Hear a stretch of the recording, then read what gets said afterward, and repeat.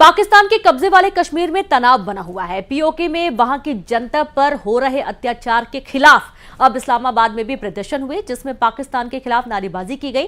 पाकिस्तानी सेना के खिलाफ जमकर नारे लगाए गए। जब से पाकिस्तान सेना ने पीओके में अंधाधुंध फायरिंग की है, जिसके बाद से वहां हालात और बिगड़ चुके हैं।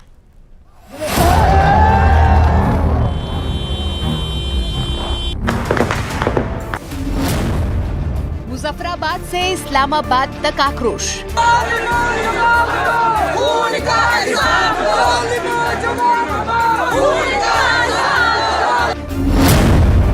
सीने में दहकती आजादी।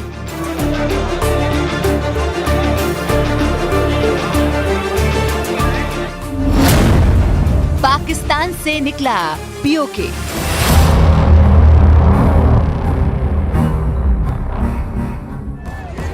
ये तस्वीरें आक्रोश की हैं, पाकिस्तानी हुक्मरानों के जुल्म की हैं। इन तस्वीरों ने पाकिस्तान का असली चेहरा दुनिया के सामने फिर से बेनकाब कर दिया। पीओके में प्रदर्शन का दौर रुक नहीं रहा है। पीओके में क्रांति की ज्वाला लगातार धधकती जा रही है और जो आजादी से कम कुछ नहीं मांग रही।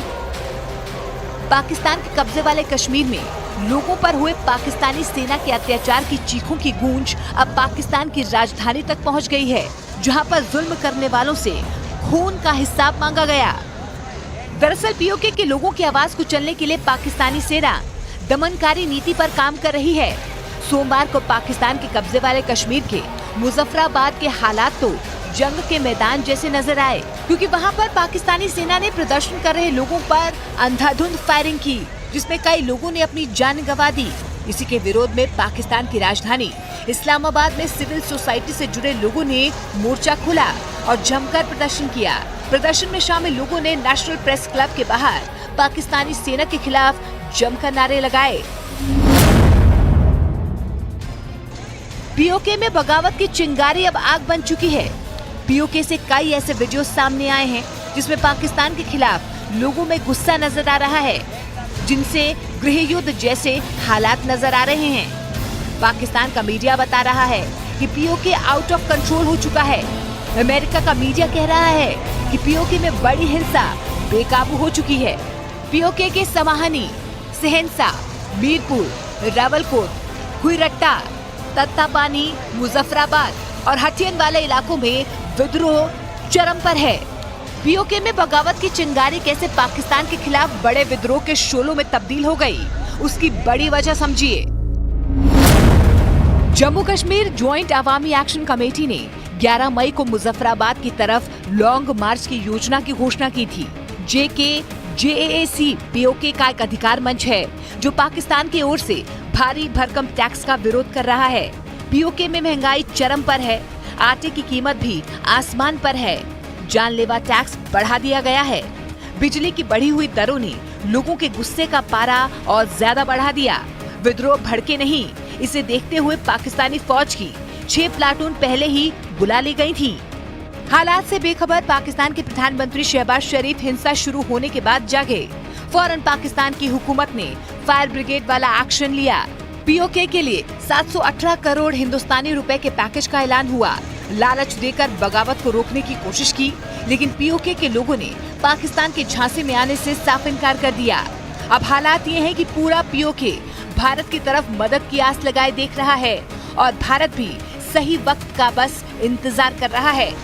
पाकिस्तान ने पीओके को हमेशा दबा कर रखा, उस पर जुल्म ढाया, जिसका नतीजा आज सारी दुनिया के सामने है। भले ही पाकिस्तान ने पीओके के साथ सौतेला व्यवहार किया हो, लेकिन भारत को सीने में पीओके के नाम मिलने की कसक थी। भारत अब पीओके की घर वापसी के इंतजार में है।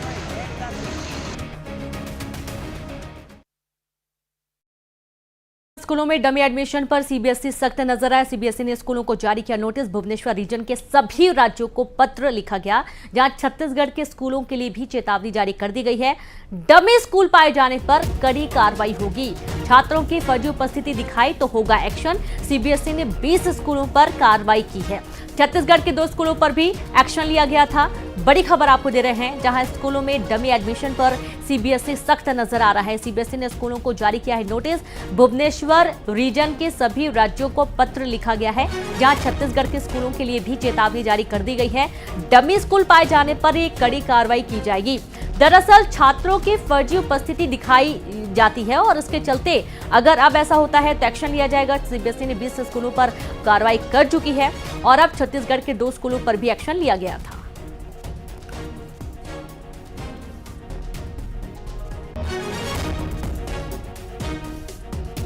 तो स्कूलों में डमी एडमिशन पर सीबीएसई सख्त नजर आया। बड़ी खबर आपको दे रहे हैं, सीबीएसई ने स्कूलों को जारी किया है नोटिस कि अगर जो फर्जी एडमिशन दिखाए जाते हैं, अगर ऐसा कुछ होता है तो इस पर एक्शन अब लिया जाएगा। छत्तीसगढ़ के स्कूलों के लिए भी चेतावनी जारी कर दी गई है। 2 स्कूलों पर पहले ही एक्शन लिया जा चुका है। छात्रों की फर्जी उपस्थिति दिखाए जाने को लेकर ये पूरा मामला सामने आया है और अब सीबीएसई ने इस पर एक्शन लेने के लिए तैयारी कर ली है और अगर फर्जी उपस्थिति या फर्जी एडमिशन दिखाए जाते हैं छात्रों के किसी भी स्कूल के माध्यम से, तो उस पर कड़ा एक्शन लिया जाएगा। छत्तीसगढ़ के 2 स्कूलों में पहले ही इस तरीके की कार्रवाई हो चुकी है।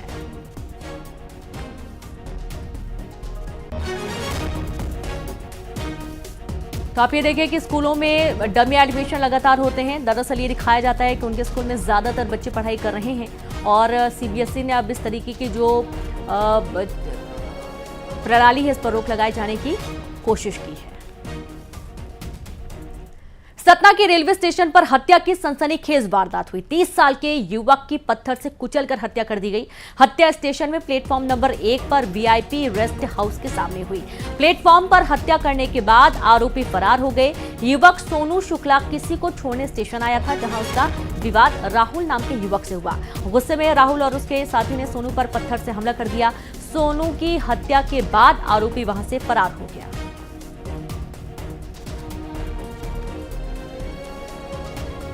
तो देखिए आपसी विवाद और आपसी विवाद में एक युवक की हत्या हो गई। पत्थर से मारकर युवक की बेरहमी से हत्या का ये पूरा मामला है और हत्या के बाद जो आरोपी है वो मौके से फरार हो गया। दरअसल सतना के रेलवे स्टेशन के पास ये पूरा घटनाक्रम घटित हुआ है। अब ये विवाद क्या हुआ, किस कारण से युवक को इतना बुरी तरीके से मारा गया है, वीआईपी रेस्ट हाउस के सामने मर्डर की ये वारदात हुई है।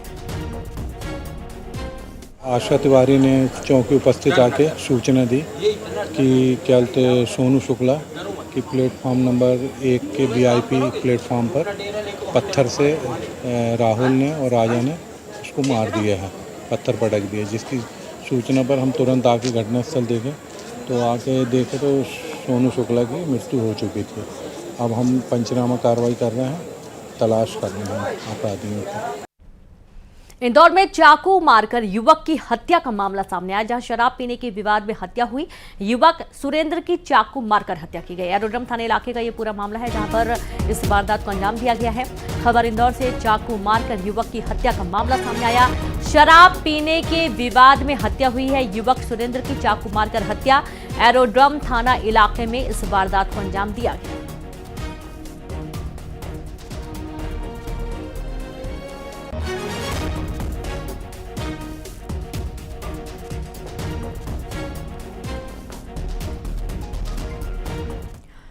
और अब आपको एक बड़ा अपडेट देते, जहां ग्वालियर पहुंचा राजमाता का पार्थिव शरीर। आज शाम को उनका अंतिम संस्कार किया जाएगा। श्रद्धांजलि देने भीड़ उमड़ पड़ी है। कई हस्तियां भी श्रद्धांजलि देने के लिए पहुंची हैं और आप ये देखिए कि आज जो 3 राज्यों के सीएम हैं वो भी इस दौरान शामिल होंगे और जो आम जनता है वो भी आखिरी दर्शन करने के लिए, श्रद्धांजलि अर्पित करने के लिए महल के पास। और आज देखिए जो ग्वालियर है पूरा गम में डूबा हुआ है।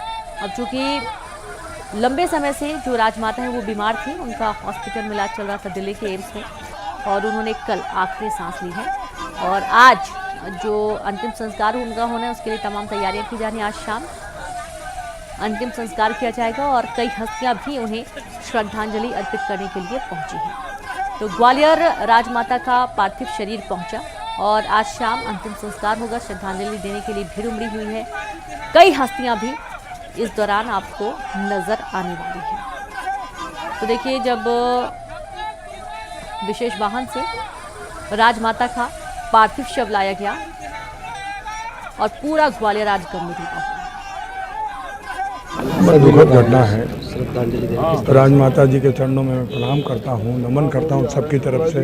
उस ईश्वर से ये प्रार्थना करते हैं, ईश्वर हमारी राजमाता जी को उनके चरणों में स्थान दे।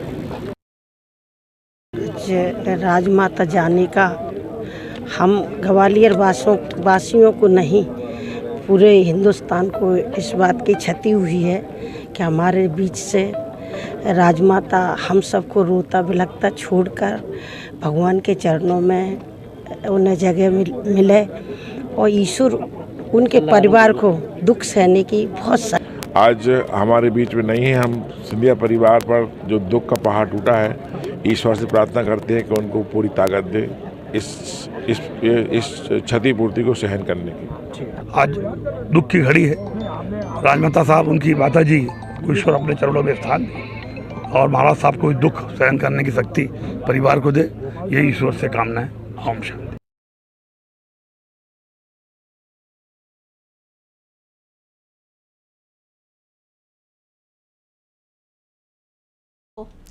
श्रद्धांजलि अर्पित करने के लिए और शोक की लहर डूबी हुई है, शोक की लहर है पूरे प्रदेश में।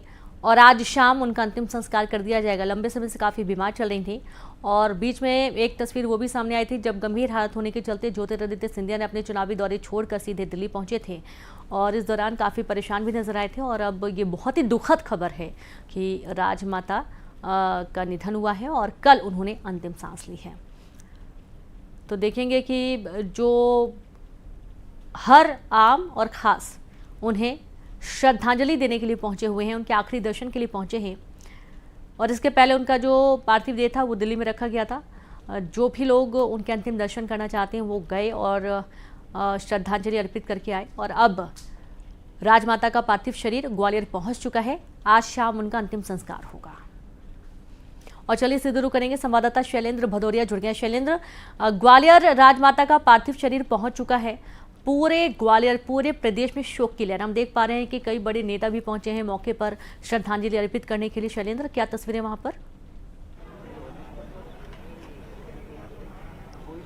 बिल्कुल, मैं इस वक्त जयविलास पैलेस के बाहर ही मौजूद हूँ और एयरपोर्ट से उनका पार्थिव शरीर रानी महल के लिए निकल चुका है। अब से कुछ देर बाद वो रानी महल पहुंचेगा। मैं सीधी तस्वीरें दिखाना चाहूंगा जिस बात का आपने जिक्र किया कि पूरे ग्वालियर चंबल संभाग ही नहीं बल्कि प्रदेश भर से लोग जो है उनके अंतिम दर्शन के लिए यहाँ पहुंचना अब शुरू हो गए हैं। हालांकि अभी जो एंट्री है वो शुरू नहीं की गई है। पहले उनका पार्थिव शरीर अंदर आएगा और उसके बाद जो है वो लोगों को अंदर दर्शन के लिए ये जो मुख्य द्वार है ये खोला जाएगा। और लगभग 3 बजे तक जो है वो लोग यहाँ आकर उनके अंतिम दर्शन कर पाएंगे और उसके बाद जो उनकी जो सब यात्रा है, जो अंतिम यात्रा है वो यहाँ शुरू होगी। और जो छतरी है, जो जहाँ पर सिंधिया परिवार के तमाम लोगों को की जो है वो अंतिम संस्कार किया था वहाँ पर वो पहुंचेंगे और लगभग 5 बजे के आसपास जो है उनका अंतिम संस्कार जो है किया जाएगा। तमाम व्यवस्थाएं आप देख सकते हैं तस्वीरों में, जिस तरीके से महल के अंदर की तस्वीरें मैं आपको दिखा रहा हूँ। सुरक्षा के तमाम जो इंतजाम हैं वो यहाँ किए गए, क्योंकि तकरीबन लगभग 20 से 25,000 लोगों के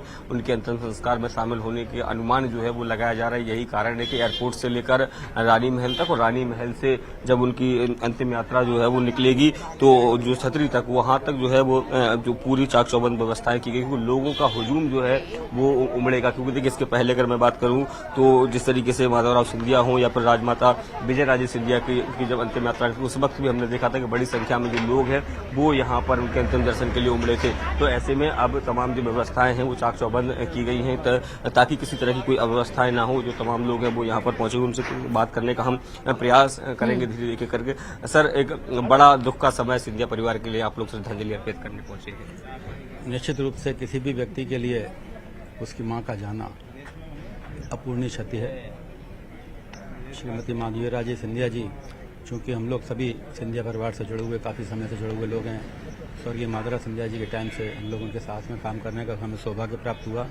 और उसी समय चुनाव के दौरान खास तौर से आज मुझे वो समय याद आ रहा है जब स्वर्गीय माधवराव सिंधिया जी चुनाव लड़ा करते थे तो मैं अपने वार्ड में महिलाओं की जो मीटिंगें हुआ करती थी, आमसभाएं हुआ करती थी, राजमाता साहब को हम लोग लेके जाते थे। भौंसे साहब के वाड़े में, कदम साहब के वाड़े में, कई ऐसे क्षेत्र होते थे जहाँ उनको हम लेके जाते थे और वो हमको पूरा अपना जो वात्सल्य था, पूरा प्रेम था, स्नेह दिया करती थी।